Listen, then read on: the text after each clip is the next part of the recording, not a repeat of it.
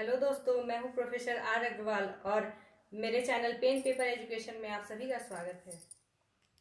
तो दोस्तों, आज हम देखेंगे कि किशोरावस्था क्या है एवं इसके विकास की अवस्थाएं क्या हैं, यानी what is the stage of adolescence and its development stages. तो दोस्तों, चलिए शुरू करते हैं। और शुरू करने से पहले क्या करना है, सबसे पहले आपको चैनल को सब्सक्राइब करना है और अगर वीडियो पसंद आता है तो इसे लाइक एंड शेयर ज़रूर करें। तो चलिए शुरू करते हैं कि किशोरावस्था क्या है। किशोरावस्था, जैसा कि हम जानते हैं, जब कोई बच्चा जन्म लेता है तो उसकी बहुत सी अवस्थाएं होते हैं, जैसे बाल्यावस्था, फिर आता है किशोरावस्था, उसके बाद प्रौढ़ावस्था और अंत में वृद्धावस्था।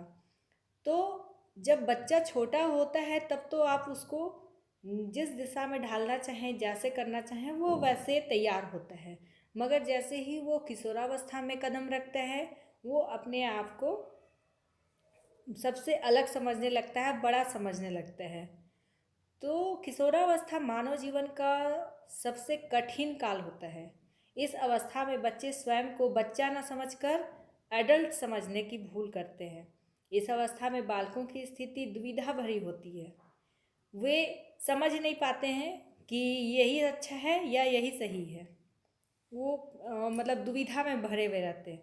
इस काल में बच्चे लापरवाह और धैर्यहीन यानी पेशेंसलेस होते हैं। इसमें बालकों में क्षमा नाम की चीज़ भी नहीं होती है।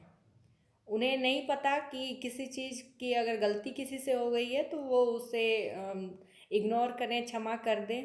कभी कभी बच्चे आपस में उलझ पड़ते हैं और इसका नतीजा बड़ों को झेलना पड़ता है। उसका नतीजा बहुत ही खराब भी कभी कभी होता है।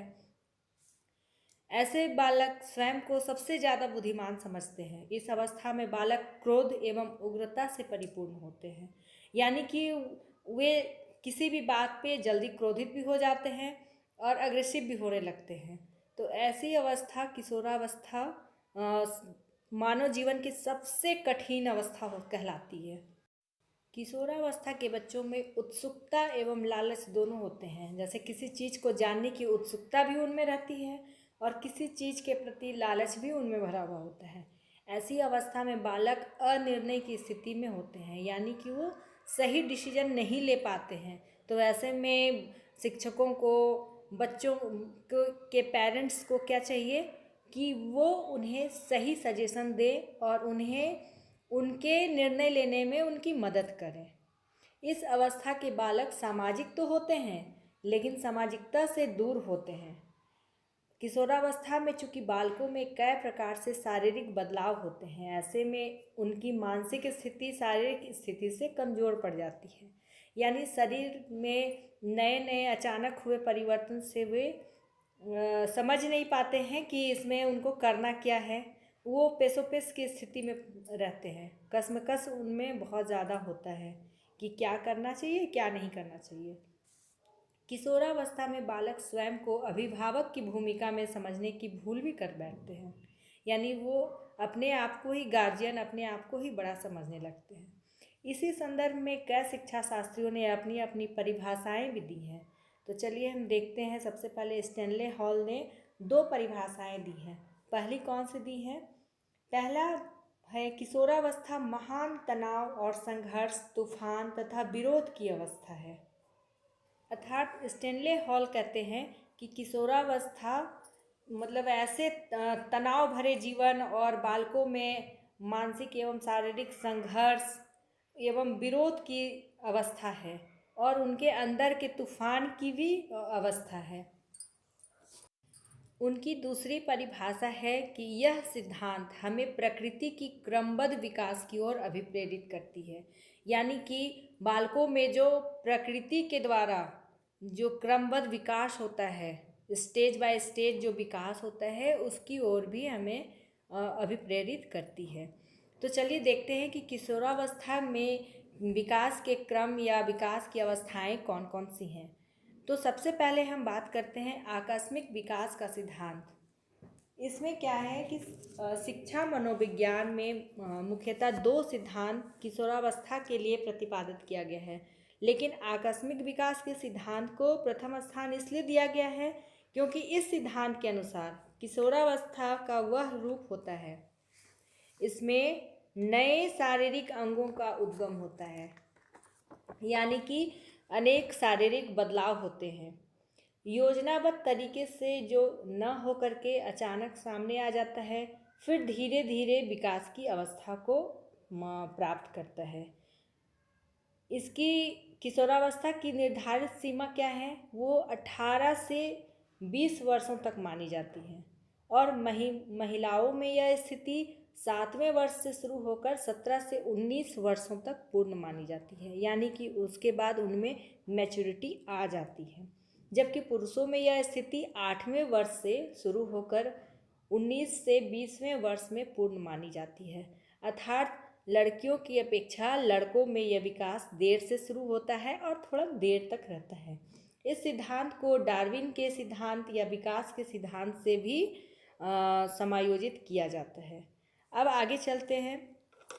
क्रमिक विकास का सिद्धांत। इस सिद्धांत में किशोरावस्था की उन सभी विशेषताओं को शामिल किया जाता है जिसमें विकास की अवस्था क्रमशः समय के अनुसार धीरे धीरे लक्ष्य की ओर बढ़ती जाती है, यानी कि जिस अवस्था का जितना समय हो वो उसी क्रम में आगे बढ़ता है। जब किशोरावस्था को पार करके प्रौढ़ावस्था में बालक स्वयं को समायोजित करना शुरू कर देता है, तभी वो अपना लक्ष्य धीरे धीरे प्राप्त करता है। जब तक वो किशोरावस्था की स्थिति में रहता है तब तक उनमें कश्मकश पेशोपेश की स्थिति बनी भी रहती है, उनमें उतार चढ़ाव बना हुआ रहता है, उनके व्यवहार में भी भिन्नता होती है।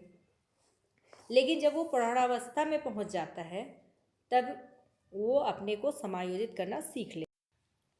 इसके अंतर्गत कुछ और विकास भी होते हैं जिसे हम अगले वीडियो में ज़रूर देखेंगे, लेकिन अभी हम उसका हेडिंग देख लेते हैं। तो उसमें हम कहेंगे कि पहला क्रमिक विकास जो है वो शारीरिक विकास है, यानी स्टेज बाय स्टेज जो बच्चों के शरीर में परिवर्तन होता है वो फिजिकल डेवलपमेंट क्रमिक विकास के अंतर्गत आता है। दूसरा विकास है कॉग्निटिव डेवलपमेंट यानी संज्ञानात्मक विकास। तीसरा सामाजिक विकास और चौथा संवेगात्मक विकास।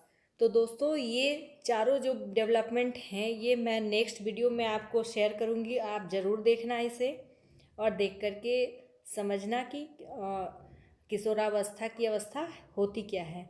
और अंत में जैसा कि मैं हमेशा बोलती हूँ, निष्कर्ष ज़रूर देना चाहिए।